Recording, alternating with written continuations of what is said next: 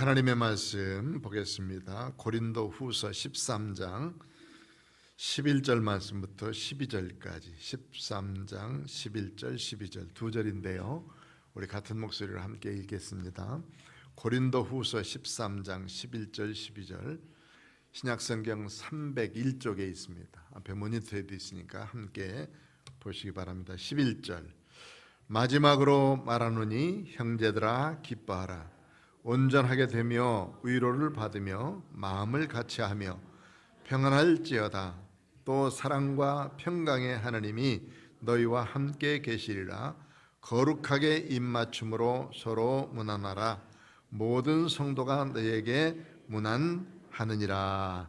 아멘. 오늘도 하나님의 은혜와 사랑이 우리 모두에게 넘쳐나기를 바라며 또 2024년도 우리에게 주신 말씀대로 믿음으로 화목하고 그리고 열심으로 전도해서 많은 영혼을 얻는 복된 성도들이 되어주시기를 축원합니다. 한 번 더 인사합시다. 건강한 교회, 행복한 성도가 됩시다. 옆에 앞에 사람은 다시 한번 건강한 교회, 행복한 성도가 됩시다. 이렇게.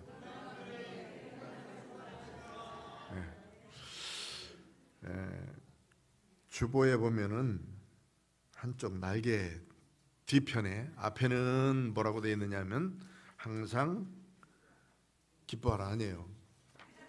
항상 의에 속하라. 또 두 번째가 항상 기뻐하라, 쉬지 말고 기도하라, 범사에 감사하라. 이것이 그리스도 예수 안에서 너희를 향하신 하나님의 뜻이니라 이렇게 했고, 그 뒤에 너풀거리는 그 뒤에 가보면 이렇게 되어 있습니다. 건강한 교회, 행복한 성도. 그래서 우리가 네 가지의 목표를 두고 늘 기도하고 있습니다. 예배에 뜨거운 감격이 있는 교회, 가정과 이웃을 소중히 여기는 교회, 차세대의 영적 지도자를 세우는 교회, 땅끝까지 복음을 전파하는 교회. 이렇게 해서 우리 교회의 표로 삼고 열심히 전도하여 하나님 기뻐하시는 영혼 구원에 열정을 다하는 교회로서 서가길 원합니다.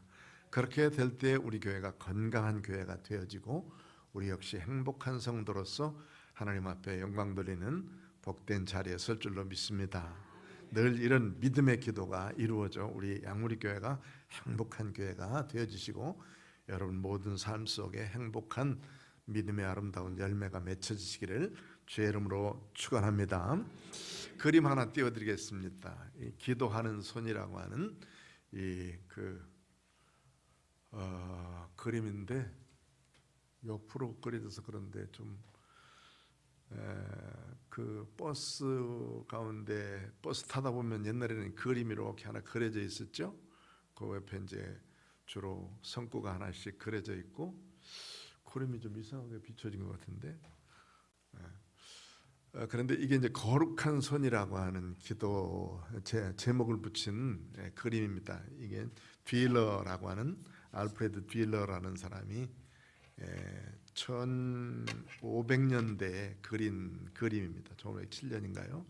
그때 그린 그림입니다.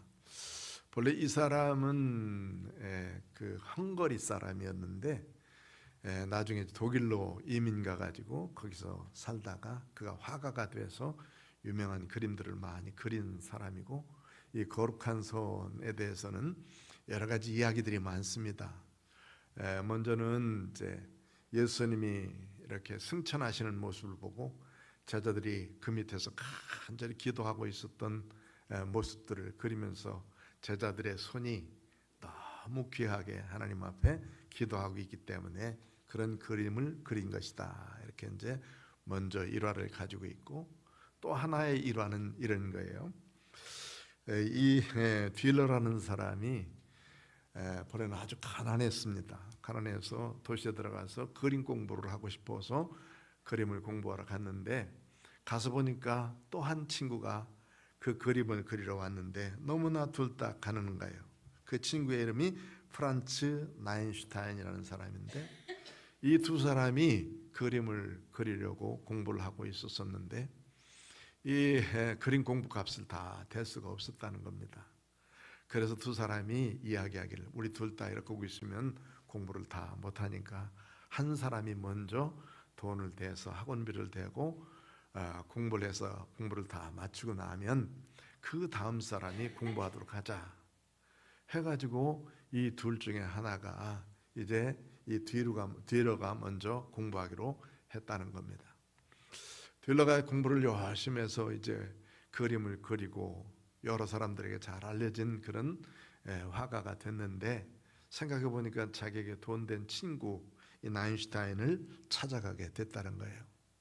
그 나인슈타인이 찾아간 곳은 식당이었는데, 식당에 앉아서 이 나인슈타인이 간절히 하나님 앞에 기도하고 두 손을 모아서 기도하고 있는 그 모습을 보게 됐는데, 그 기도의 내용이 이런 거예요. 하나님, 저는 지금 그 딜러의 뒤를 대느라고 열심히 일을 해서 내 손이 다 망가져서 뭉텅거리고 망가져 있기에 다시 그림은 그릴 수 없지만은, 그러나 내 친구 뒤로만은 꼭 그림을 잘 그리는 그런 사람이 돼서 성공하게 해주십시오 라고 하는 그런 기도를 드리고 있는 모습을 보게 됐어요.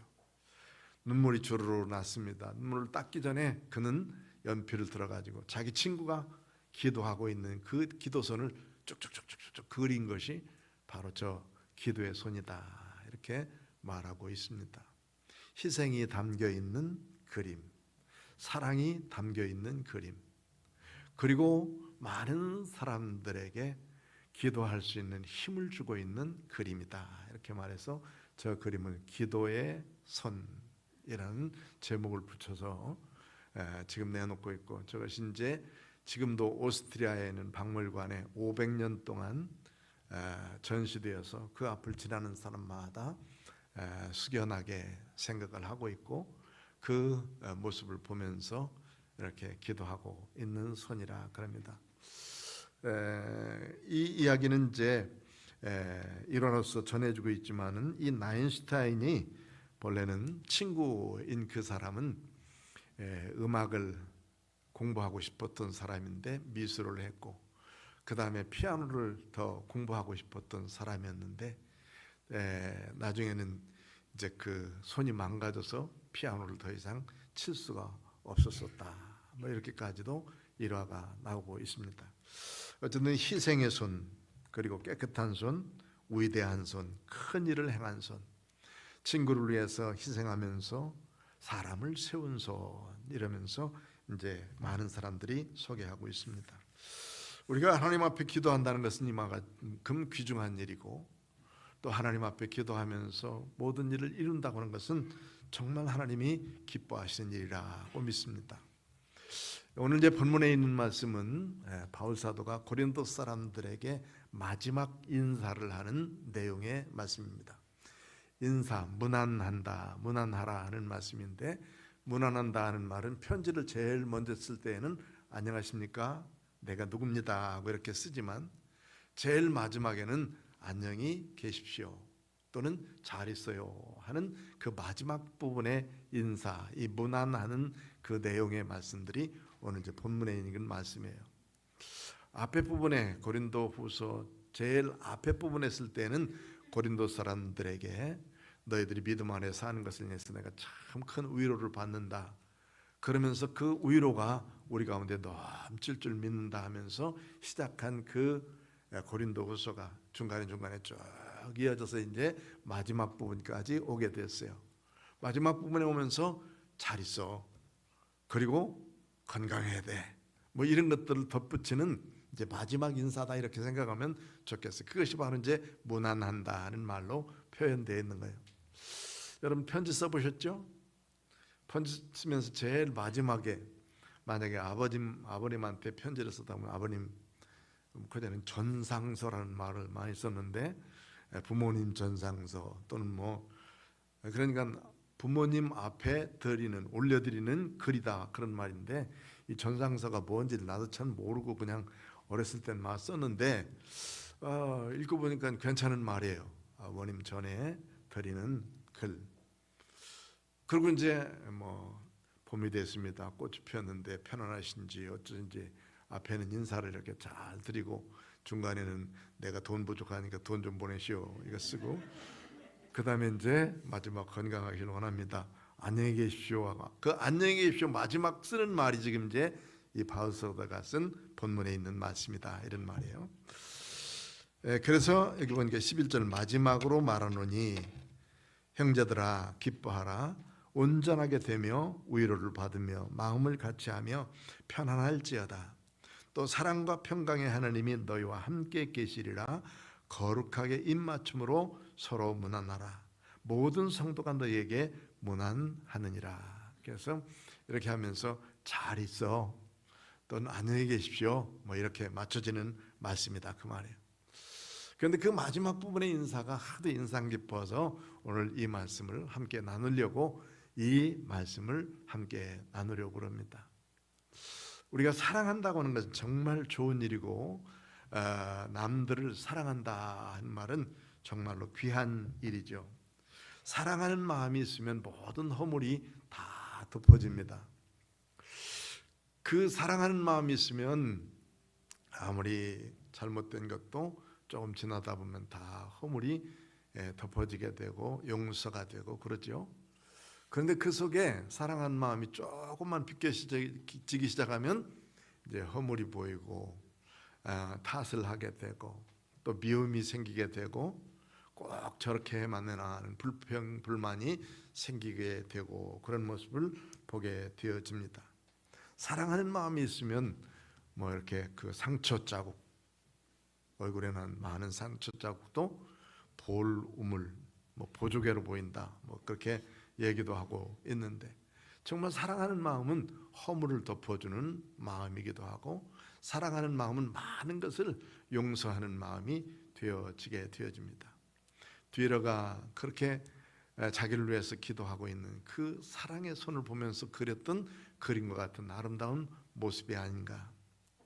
그런데 바울 사도가 왜 이런 마음을 가지고 이 마지막 부분을 인사할까? 그는 고린도 사람들을 바울 사도가 얼마나 사랑했나 하는 것을 나타내는 말씀이기도 하고, 또 고린도 사람들도 역시 바울 사도를 정말 극진히 사랑한 사랑의 관계였다는 것을 볼 수가 있습니다. 여기 이제 고린도 후서를 썼으니까 그렇지, 고린도 전서에는 뭐라고 그러냐면 고린도 전서 13장에는 뭐를 말하고 있습니까? 사랑에 대해서 말하고 있죠. 사랑은 오래 참고, 사랑은 무례하지 아니하고, 사랑은 괜찮습니다. 네. 그래서 사랑에 대해서 그렇게 썼는데, 그 사랑은 온유하고 인내하며 끝까지 참아주고, 믿음, 소망, 사랑이 있지만 제일은 사랑이다라고 하면서 그 사랑의 표현들을 하고 있습니다. 얼만큼 사랑했나 하는 것을 나타내고 있죠. 우리 자녀들을 보면 알 수 있어요. 부모에 대한 마음들은 우리에게 잘해준 것만 생각해요. 못 해주신 것에 대해서는 원망을 하고 있는 사람도 있고, 나를 왜 하필이면 이렇게 만들어가지고 남자로 태어나야지 여자로 태어나가지고 고생하느냐고 하는 사람도 있고, 나 시집갈 때 세숫대야 해주고 그 오강 하나 더 해주지 왜 그거 안 해줘가지고 그것 때문에 우리 어머니 아버지 뭐 원망스럽다. 제가 들은 말이에요. 우리 누님은 6명이야. 6명 중에서 나를 제일 많이 길러주신 분이 큰 누님의 중학교 때 가가지고, 제가 중학교 때 1학년에 들어가서 누님 집에서 가 있었는데, 누님이 저한테 우리 어머니 아버지 불평을 했어요. 첫 번째 불평이 뭐냐면, 우리 어머니 아버지가 본래는 노세스대하고 노 요강을 해주기로 했는데 이상한 양은 그걸 해주셨다는 거야. 그게 얼마나 마음에 맺혔으면, 내가 중학교 1학년 때쯤이면 몇 살이에요?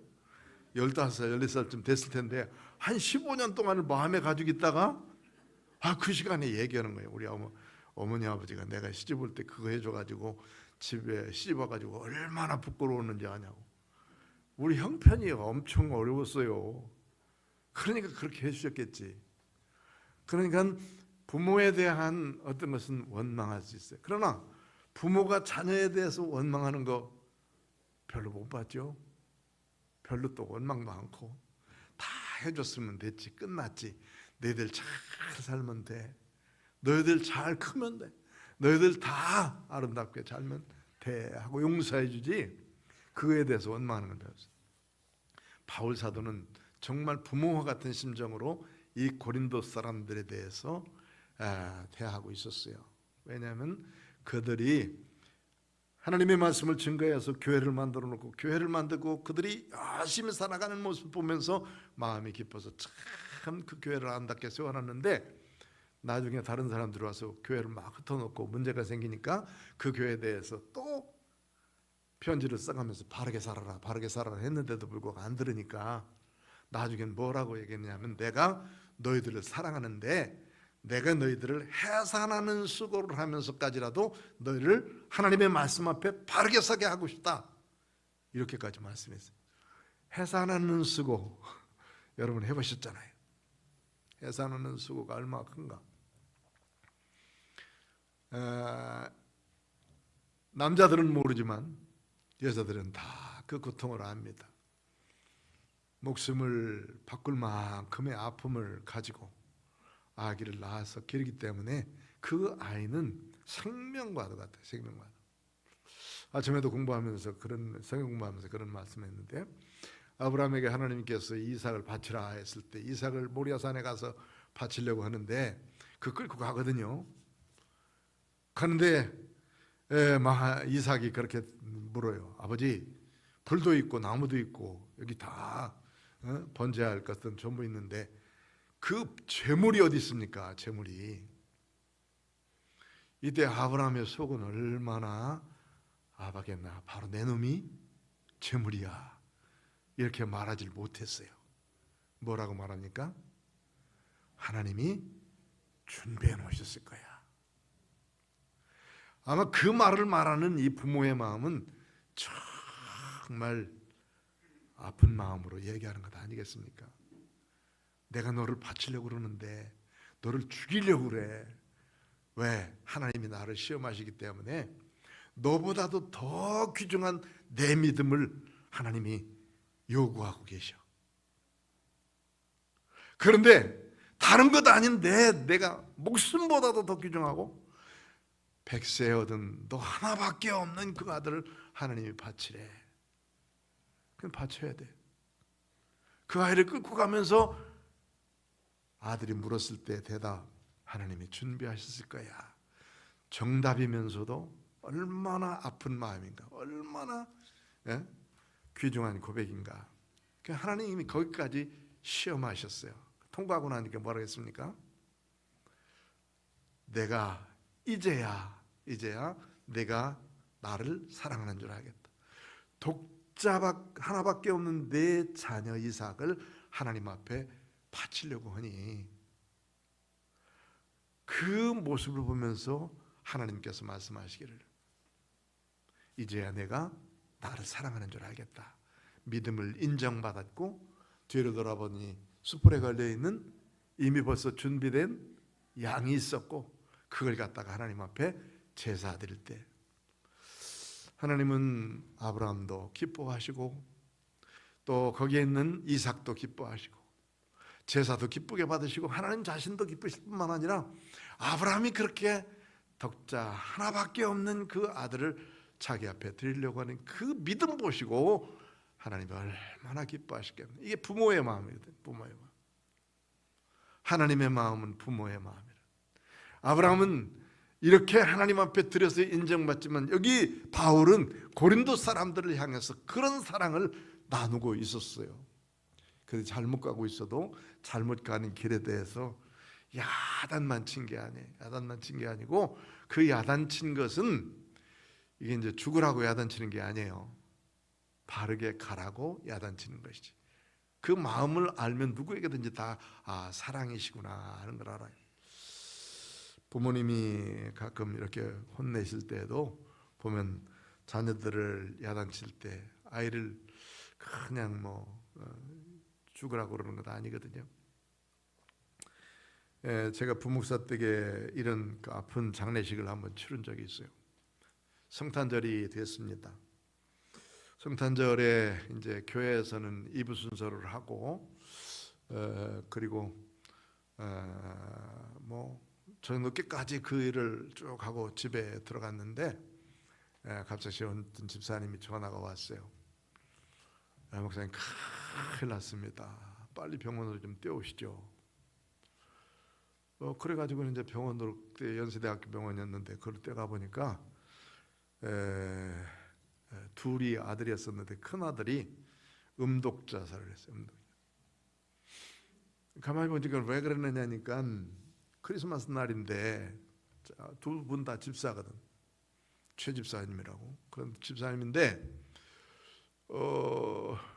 크리스마스 날 자기는 이브 행사로 와서 교회 와서 좀 이렇게 예배드리고 즐거운 시간 갖고 돌아가면 집에 가 보니까 큰아들 놈이 군대 갔다 와가지고는 신앙 다 잃어버리고 자기 복학해가지고 이제 여자친구들하고 함께 자기 지하실에서, 집도 상당히 크고 좋은 집이에요. 건축회사 하기 때문에 상당히 좋은 집에서 살고 있었는데 지하실에서 하도 뭐 놀고 떠들고 있으니까 동네 사람 창피하다. 그러니까 조금만 좀 조용히 놀아라. 그 주의를 줬어요. 그런데 시간이 이제 계속해서 가면 갈수록 더 막 남자는 여자는 소리 지르고 술 먹고 소리 지르고 있으니까 아버지가 붙들고 야단쳤다고. 너 그러려면 당장 나가서 다른 데 가서 놀으라고. 다 내쫓았어요. 애들 있는 데서. 그런데 이놈이 뭐라고 생각했냐면, 우리 아버지 내가 지금 친구들과 함께 기쁘게 놀라고 그러는데 이 많은 내 친구들 앞에서 자기를 창피하게 만들었다는 거예요. 그래가지고 약을 먹었어요. 급하게 싣고 가가지고 세브란스 가가지고 막 위서책을 했어요. 그래서 살아났어요. 다행이죠. 살아나가지고 이제 거의 한 이틀 동안 병원 의사는 말하기를, 야, 지금 나가면 안 돼. 그냥 이따 가야 돼. 왜냐하면 세척을 해내면 이게 이제 쇼크가 일어나기 쉽다는 거예요. 그런데 이놈이 고집 부려가지고 난 오늘 지금 꼭 나가야 돼. 그러면서 쫓아나가는 거예요. 그러니까 아버지가 말이도 안 되니까 그럼 택시 타고 가자 해가지고 택시 타고 연세대 병원에서 나와가지고 연희동인데 연희동 돌아가다가 쇼크를 일으켰어요. 병원에 데리고 갔지만 일으킬 수가 없었어요. 그래서 죽었어요. 그 모습을 보면서 이런 생각이 들었습니다. 그 젊은 사람들을 장례하기는 정말 힘들어요. 연세 들어서 하나님이 부르셔서 참 곱게 주님 앞에 간 사람들은 정말 감사합니다. 이렇게까지 생명을 연장시켜 주기 위해서 잘 믿고 주님 앞에 갈 수 있도록 되어서 고맙습니다. 감사합니다. 하지만 이런 놈을 뭐라고 장례를 해야 되는 거예요? 그때 당시에 담임 목사님도 저기 다른 곳에 가셔서 안 계셨어. 부목사 나 혼자 저 장례식을 치러야 되는데 어떻게 해야 되겠어요? 정말 힘든 장례식을 치른 적도 있어요. 아버지의 사랑을 알았으면 그렇게 하겠습니까? 아버지의 사랑을 조금이라도 이해했으면 그렇게 하겠냐? 근데 그런 사람이 지금이야 한두 사람이 아니니까 이거 너나 할 거 없이 지금 부모에 대한 생각을 얼마큼 하고 있는지는 모르지만 이게 지금 이제 정말 안타까운 세대가 되어져 버리고 말았습니다.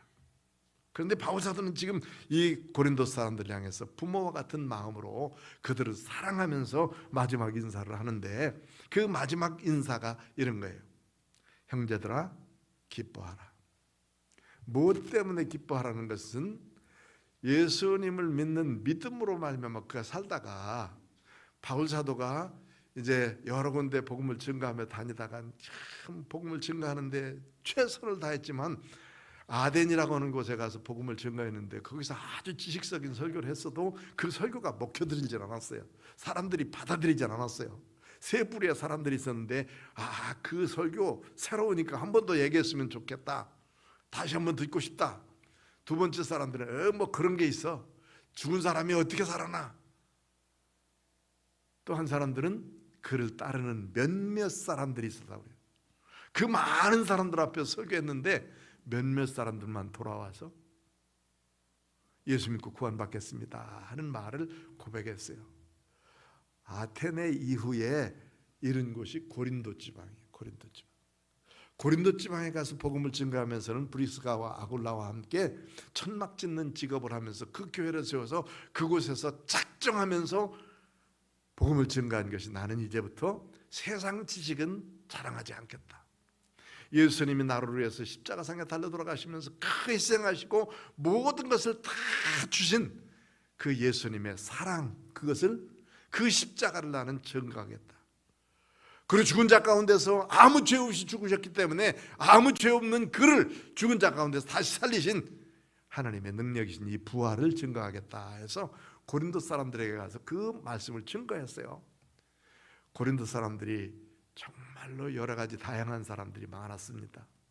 우상을 숭배하는 사람도 있었고, 장사하는 사람도 있었고, 많은 지식인들도 있었고, 그게 많은 사람들이 있었는데, 그들 중에서 예수 믿고 구원받아 하나님의 교회에 온 사람들은 정말 열심히 있는 사람들이에요. 교회 열심히 있는 사람들이 쫓아다니면서 여기도 배우고 저기도 배우고 저기도 배우려고 그러지, 열심 없는 사람들 그것도 안 해요. 그냥 다니기만. 그러다 보니까 바울을 쫓아다니는 사람도 있고, 아볼로를 쫓아다니는 사람도 있고, 게바, 베드로를 쫓아다니는, 이것도 다 짓고 나는 예수님 파야, 뭐 그러면서 열심히 있는 사람들이에요. 열심히 있는 사람들. 그리고 얼마나 그 영적으로 밝았는지 이곳저곳에서 방언하는 사람, 또 뭐 통역하는 사람, 그리고 가르치는 사람, 찬양하는 사람, 이런 사람들이 수두룩하게 많은 교회가 이 고린도 교회였습니다. 그러니까 바울 사도가 복음을 증거할 때 참 신나는 교회였다고. 신나는 교회. 왜? 하나님의 역사가 일어나니까.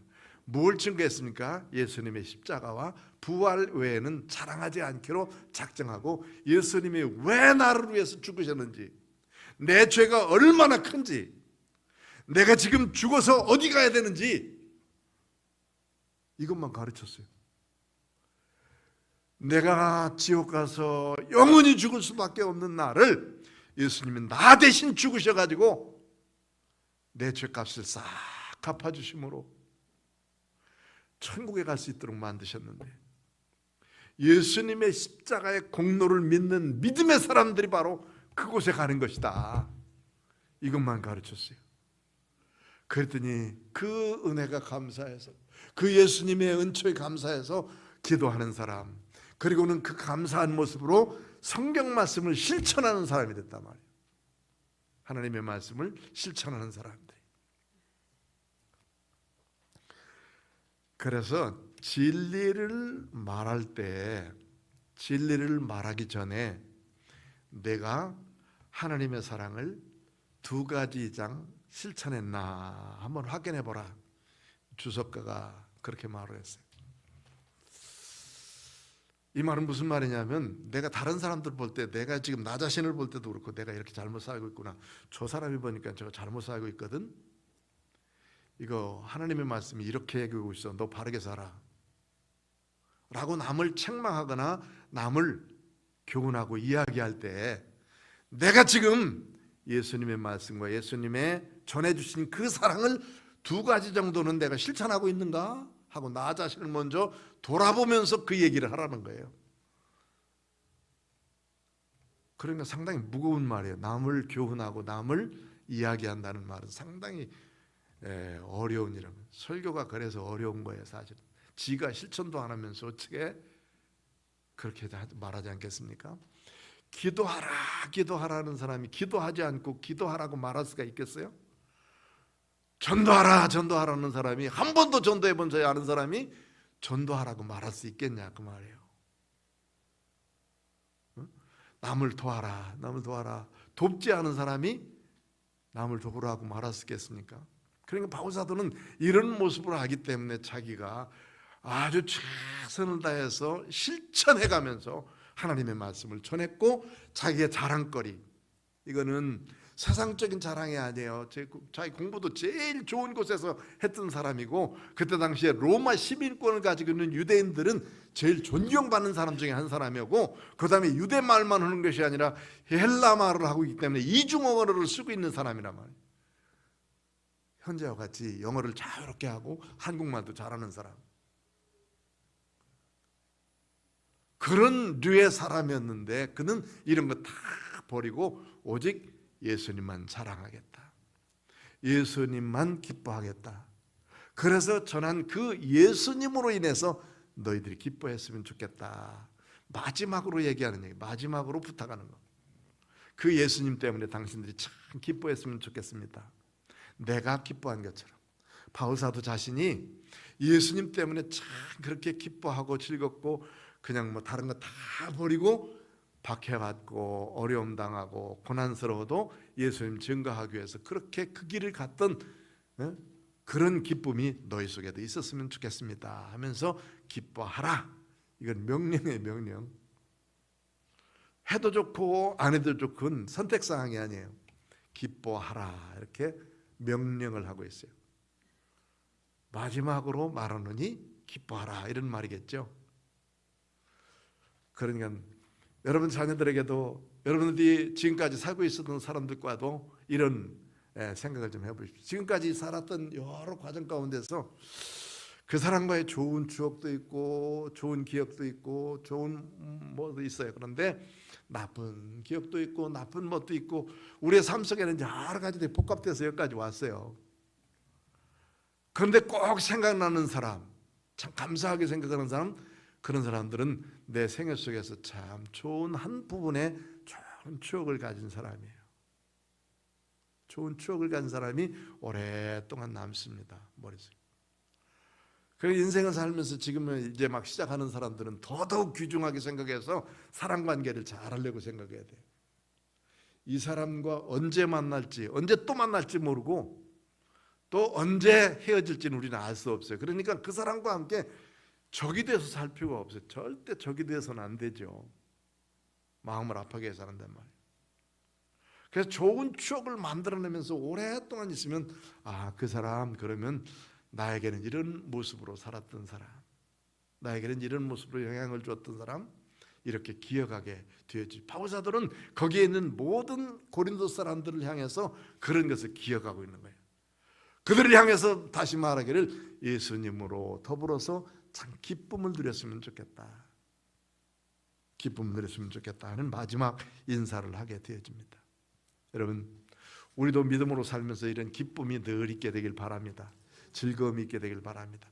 성도와 사귄 그 즐거움이 우리 속에 늘 남고 우리 자녀들과의 삶 속에서도 늘 즐거움이 있고 부모님과 이렇게 살아감에 있어서도 늘 즐거움이 있는 그런 추억이 있는 사람. 오늘 아침에 그 TV를 보는데 김사환 목사님이 설교를 하시는데 두 가지 영상을 보여줘서 참 웃었습니다. 하나는 자기가 요즘에도 자기 시골 동네에 가면 이런 걸 합니다 하고 보여줬는데 다들 웃었어요. 뭘 하느냐면 이 그물을 가지고 가서 강에 가서 이렇게 고기 잡고 있더라고. 지금도 목사님이 시골 가셔서 그러고 있는 거예요. 재밌죠? 웃었어요. 또 하나의 재밌는 게 뭐냐면 자기가 교회 개척 그 교회를 개척할 때 거기가 벌판이었거든요. 저쪽. 그런데 그 교회에서 그 들판을 지날 때 자전거를 타고 지났어요. 자전거. 그때 자전거 뭐 좋았어요. 근데 자전거에다가 앞에 아이 하나 태우고 자기가 타고 그 뒤에 둘째는 태우고 사모님 태우고 등에 하나 하고 있어. 그냥 한 자전거에 5명이 탄 거예요. 5명. 이렇게 보여주더라고. 그러면서 저걸 이렇게 보는 순간 저 아이들은 지금 이제 그 목사님 큰 아들이 이제 그 교회 담임 목사가 돼서 설교하고 있을 텐데 그걸 보는 순간 어떤 기억을 가지고 있겠나.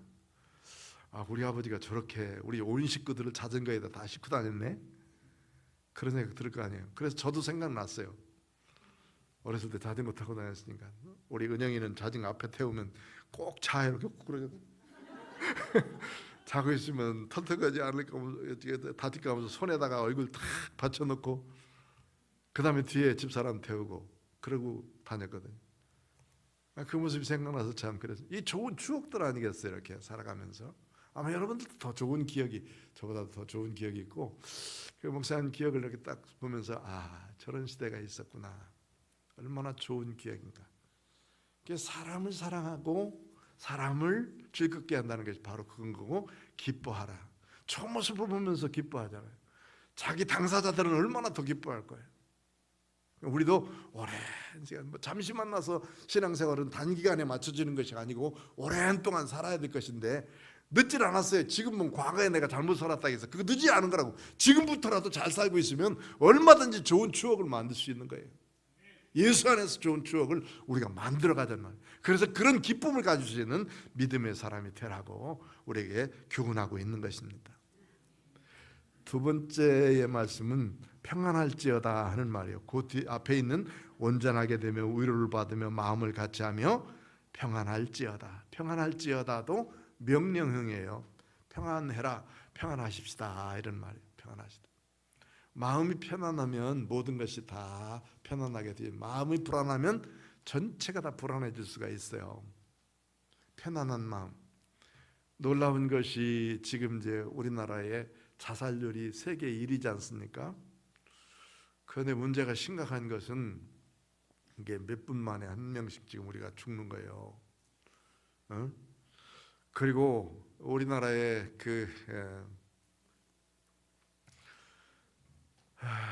이런 정신적인 질병을 앓고 있는 사람들이 500만 명.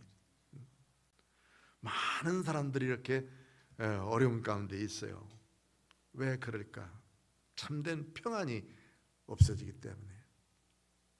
평강이 없어지면 자꾸 우울증도 생기고 슬픈 마음도 생기고 조울증도 생기고 이런 것들이 자꾸 생겨진단 말이에요. 하나님 앞에 깨어서 믿음으로 기도하고 늘 주님과 함께 동행하기를 원하면 이런 거 싹 악한 사탄과 같이 다 물러가 버리고 말아요. 그러니까 우리 하나님의 말씀으로 우리가 편안할지어다, 온전하게 되며 서로 위로를 받으며 마음을 같이하며 평안하자. 온전하게 된다는 말은 말씀을 가지고 내가 지켜간다는 말이고요. 위로를 받는다는 말은 하나님의 말씀에 위로를 받는 반면 사람과 사람 관계 속에서 잘하고 산다는 거예요. 성도와 성도끼리의 참 좋은 위로를 받는 거, 이거 얼마만큼 좋은 일인지 모릅니다. 이거는 나이가 들면 들수록 위로를 받기를 더 원하고 있는 것 같아요. 위로의 말 한마디가 참 힘을 더 갖게 되고 용기를 받게 되고, 젊은 사람들에게 칭찬 한마디가 그것이 큰 평생의 어떤 모토가 되어지기도 하고 그런 것 아니겠습니까? 야단치기 전에 우리는 이런 힘을 갖도록 만들어주는 거, 이것이 우리가 꼭 해야 될 건데, 그것이 사랑과 평강이에요. 그 사랑과 평강, 이런 것이 우리 속에 늘 있어서 그 마지막으로 말씀한 것이 또 사랑과 평강이 하나님, 평강의 하나님이 너희와 함께 계시리라 말씀하면서 거룩하게 입맞춤으로 무난하라, 이렇게 마치고 있습니다. 무난한다는 말은 잘 있어요, 그 다음에 편안하십시오, 이렇게 마친다는 거예요. 그러니까 고린도서를 쭉 마치면서 바울 사도가 우리에게 유언처럼 주는 말씀이 뭐냐면 예수님 때문에 기뻐하십시다는 말씀이고, 그리고 하나님과 참된 평화를 누리고 사람과 사람 사이에 편안합시다 하는 거예요. 믿음으로 화목하자 하는 말씀과 같아요. 그 고린도후서 5장에 있는 말씀 우리가 따서 지금 1년 동안 용목표를 가지고 사는 건데, 우리 서로 믿음 안에서 화목합시다 하는 거거든. 그런데 화목하자는 목표를 두니까 더 싸울 일이 많아져, 이상하게. 왜 그러냐면 좋아하지 않는 것이 있기 때문에 그래요. 영적인 일은 영적인 것이 와서 자꾸 방해를 해요. 그러니까 그것을 이겨야 돼. 그것을 이기지 않으면 그거한테 쳐요. 자, 그래서 여기서 말씀하기를 평강의 하나님이 주신 그 말씀대로 편안할지어다. 그리고 입맞춤으로 서로 무난하자 했으니, 무난한 하자는 안녕히 계십시오. 안녕히 계십시오. 자, 우리가 이제 이 땅을 제일 마지막 하는 날 여러 사람들과 함께 나눠야 될 말이고, 어떤 단체에서 마지막 하는 날 마지막 해야 될 말인 줄로 압니다. 그런데 그때 여기에 바울 사도가 했던 그 즐거운 마음으로 우리는 이렇게 그리스도 안에서 기뻐합시다. 참된 평강을 누립시다. 그리고 잘 있어. 이런 말을 할 수 있도록 되어질 수 있는 삶. 그런 말을 가지면서 살 수 있다면 바울의 생애가 우리의 생애가 될 것이고 하나님이 기뻐하게 했던 믿음의 모든 성도들의 삶이 우리의 삶이 될 수 있도록 만들어 주실 것이고 우리의 삶이 주님 앞에 영광 돌릴 수 있는 그런 복된 삶으로 되어질 줄로 믿습니다. 이런 믿음의 사람으로 승리하는 우리 모두 되시길 축원합니다. 기도하겠습니다. 거룩하신 아버지 하나님 감사합니다. 오늘 또 하나님의 생명의 말씀을 듣고 하나님 앞에 간곡히 하시니 감사합니다. 오늘 바울 사도가 마지막 인사를 하면서 우리에게 주신 유언과 같은 말씀, 예수님 때문에 형제들과 기뻐하고 그리고 위로를 받으며 마음을 같이 하고 참된 평강을 누릴 수 있게 하시고 사랑과 평강의 하나님이 함께 계시니 서로 입맞춤으로 잘 있어 할 수 있는 인사를 할 수 있는 믿음의 복이 우리 모두에게 있도록 축복하여 주옵소서. 예수님의 거룩하신 이름으로 기도드리옵나이다. 아멘.